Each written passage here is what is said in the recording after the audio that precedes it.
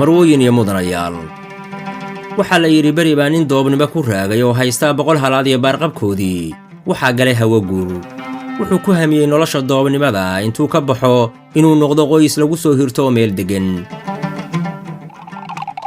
maalin baa isagoo geeliisii la jooga oo hees dhaqameed isku maaweelinaya ayaa waxa uu sheedda ka arkay inan dhuuban oo midabkeedu maarin yahay oo keligeed ari la joogta gabadhu waxay xoolaha ugu heesaysay erayo sarbeeb ah oo wiilka fariin u ah oo ay ku muujinayso inay tahay gashaati guurdoona oo waxay lahayd midii hantooy hagaajiyaan u heellane waan haybiyaa oon haybiyaa mana hayee harraadayey sideen u helaa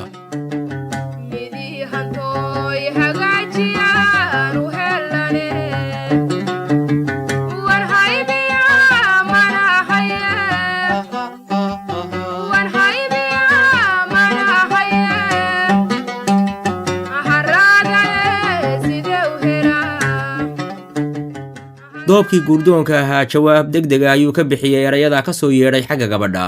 oo waxa uu sheegay in isaga qudhiisu uu baafinayo oo baadigoob ugu jiro lamaantii naftiisa oo waxa uu yidhi ambaahiboy hawaada guurku haamiye waan haybiyaa manahaye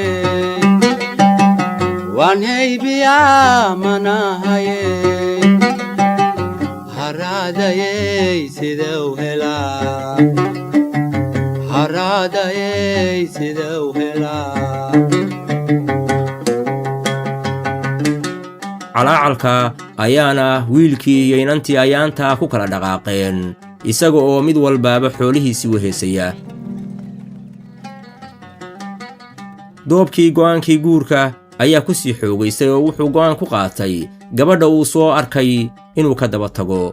muuse degdegin ee waxa uu sugay inta roobka curanayo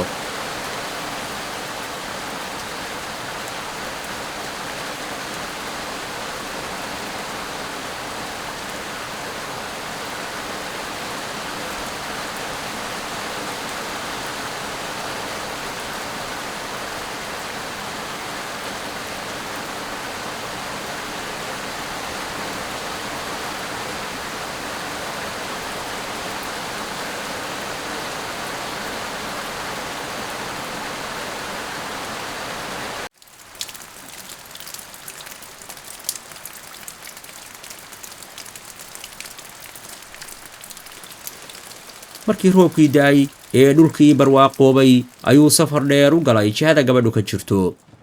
intii uu jidka ku sii jiray wuxuu doobkaasi sii dhinac maray kaymo bahalagaleena oo waraabaha iyo libaaxyadu buuxdhaafiyeen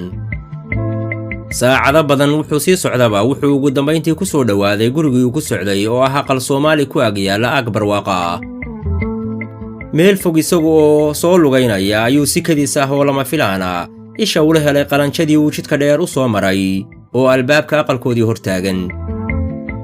iyada oo dharkii dhaqanka ku labisan oo ka yaxyaxsan ninkan ku soo socda ee meesha durugsan ka soo indhaynaya ayayna dhaqaaqday oo hore u gashay aqal Soomaaligii doobkiina wuxuu soo istaagay albaabkii reerka isagoo iska soo horraysiiyey salaan diiran oo dareen leh iyada oo xeerkaas oo jireenka ah la raacayo ayaana si wacan loo soo dhoweeyey oo waxaa wiilkii la fadhiisiiyey ardaagii reerka halkaasoo hilib iyo caanaba loo dhigay markii cabaar la fadhiyey ee daalkii ka ba'ay ee hilibkii caanihii loo soo dhigay uu ka dhergay ayuu gabadha aabbaheed la hadlay una sheegay ujeeddada safarkiisa wuxuuna hadalkiisa ku soo xidhay inuu yahay doob guurdoon ah oo qalanjada qoyska u soo qalab qaatay ayaa hadalkii qaatay wuxuuna ammaan xaddaafa kala dul dhacay inantiisii la soo doonay oo uu ku tilmaamay dheeman dahabiya oo arladan dhifya naadir ku ah hadalkii odaygu wuxuu ku soo ururay hal shardi oo ah si aan gabadha kuu siiyo waa inaad bixisaa 100 halaad iyo baarqabkoodii wiilkii doobka ahaa inkastoo xoolaba uu 100 halaad iyo baarqabkooda ka haystay haddana shardigii lagu xidhay wuu aqbalay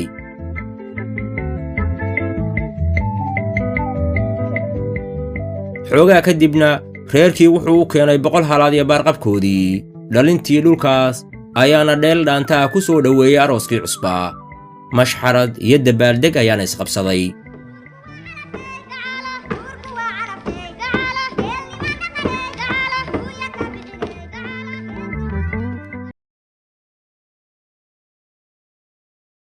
ugu dambayntiina doobkii gabadhii wuu kaxaystay isagoo aan wax xoolaa haysan ayuuna ula dhaqaaqay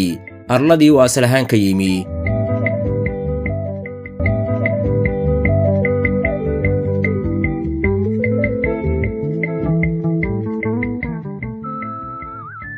waxayna daris ama jaar la noqdeen nin dabataa oon xoolo haysan. ninkii gabadha guursadayna isna dariskiisii ayuu la duruufya dabeecad noqday oo dabata ayuu noqday. wuxuu bartay tab iyo xeelad cusub oo wuxuu xariif ku noqday sida leebka iyo qaansada loogu ugaadhsado. iyagoo nolosha noocaasa ku nool oo xaalkuna aad ugu xun yahay oon xoolo haysan caydhna ah ayaa muddo kadib waxaa ka daba yimi odaygii gabadha dhalay isagoo raba in xoolo kale la siiyo ayuuna albaabkoodii soo istaagay. qoyskii xaalkii ayaa ku sii xumaaday maxaa yeelay maalintaa inay odayga martiqaad u sameeyeen iska badaaye iyagaanba haysan waxay cunaan. kadibna gabadhii ayaa ninkii deriska ahaa u tagtay oo weydiisay inuu amaahiyo wax cunto ah. ninkii deriska ahaana wuxuu gabadhii ku yidhi lug sagaara baan hayaa laakiin ku siin maayo ilaa buu yidhi aad ii ballan qaaddo in ninkaaga aad iiga soo tagto oo aad aniga marweyn noqoto. gabadhii xaaska ahayd way yaabtay laakiin iyadoo isdejinaysa ayaa waxay ku tidhi waynu heshiin doonnaaye horta balderisnimadeenna adoo xeerinaya lugta sagaarada isiisii aabbahay baana soo booqday oo aannu cunto uga dhigayaaye. lugtii sagaarada ayuu siiyey kadibna aabbaheed ayay u karisay oo sidaa ku cunay.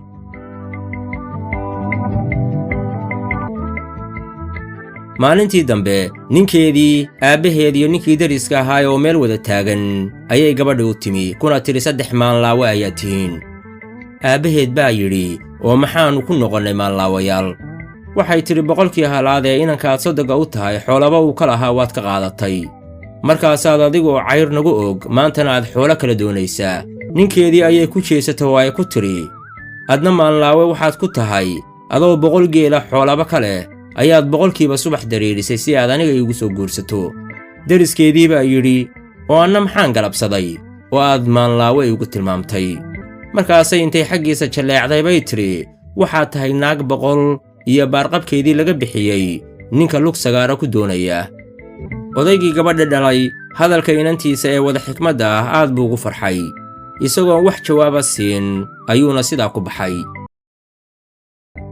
muddo kadib ayuu soo noqday isagoo 100 halaad iyo tiro adhiya wada. taasina waxay jawaab u noqotay hadalkii inantiisa. reerkiina sidaas ayuu ku noqday hal qoys oo nolol barwaaqa ah ku nool. ninkii deriska ahaa ee lugta sagaaradu la weynaydna xoolihii ayaa qayb laga siiyey.